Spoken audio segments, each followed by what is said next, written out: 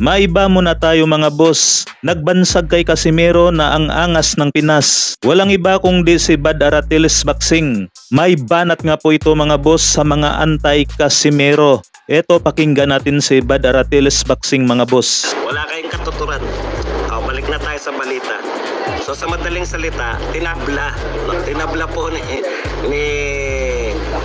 Jason. Ito. Bilib ka rin dito sa grupo na to sa mga grupong anti-Casimero. Bilib ka dyan sa mga yan.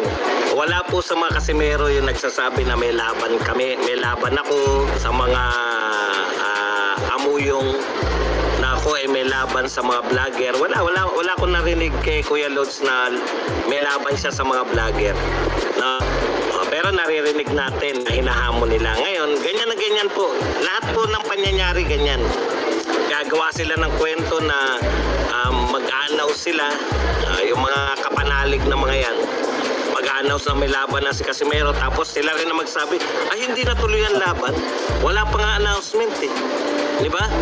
Wala pa nga announcement na may laban na si Casimero, pero sa kanila tinatanong na nila na hindi tuloy ang laban. Paano hindi matutuloy ang mga laban ng Casimero? Wala namang announcement yung mga promoter. May promoter si Casimero, yun ang mag-announce.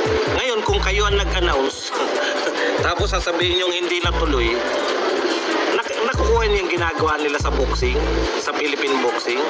Mag-i-issue ng kung ano-ano, tapos kukontrahin nila. Sila lang din yung nag-announce na may laban na si Casimero. Sila din lang mag-announce. May nag-announce na naman sa tropa nila. In-announce na kung sino kalaban, kahit wala pa pong announcement. Di ba? In-announce na ng tropa nila. Ngayon, pag hindi na palaban doon sa in-announce, sasabihin nila, hindi na naman natuloy. Wala pa pong ina-announce. Wala pa pong ina-announce. Ngayon, ito na naman. Gawa-gawa sila ng kwento. Naghamon sila. Naghamon, napakinggan ko. Kahit na anong pampaliwanag ninyo, ang napakinggan ko si Pau Salud tsaka si Silver Boys.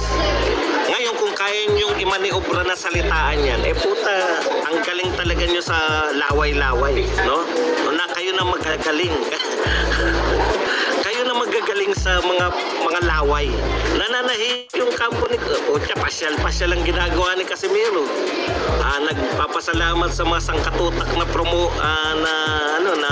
ano tawag doon? Sponsor. Gala dito, gala doon. Tapos bigla kami may maririnig. Nagsalita si Pau Salud, nagsalita si SB. Ngayon, sasabihin nyo na naman na si Kuya Lods na may kasalanan. Tinanggihan kayo ni Kuya Lods.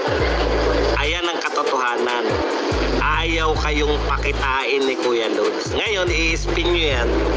Marami na kayong spin na gagawin dyan. Na kesyo. Katulad niyan, may spin na kagad sila. 80K promotion yun. Hindi yung Silver Boys. 80K promotion. Si Silver Boys yung narinig ko, tsaka si Pau Salud.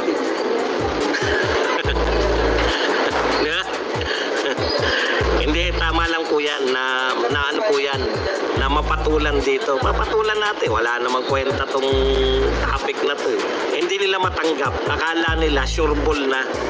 Nakikita yung mga idol nila. Idol nila yan si Pau Salud tsaka yan si Silver Boys Akala nila mapagkikitaan nila si Kuya Lods. Di nasaktan sila ngayon. Nasaktan sila kasi tinabla sila ni Kuya Lods. Yun yung problema nyo di ba? Masakit pag tinatabla kayo, hindi kikita ng 1 million o kung magkano man yung offer. Narinig ko pa 1 million daw offer sa kanya kay Kuya Lods daw, malamang hindi raw 1 million. Tanungin natin si Matix, bakit kaya yung promoter ni Cuadro Alas ang pinili niya kaysa dun sa 3 Leon? Hulaan mo. Correct, mas malaki offer. Mas malaki offer ng promoter niya ngayon. So ayan mga boss, hindi ko na po dadagdagan pa ang mga sinasabi ni Bad Aratiles Boxing para makagawa pa tayo ng ibang content mga boss. Maraming salamat po.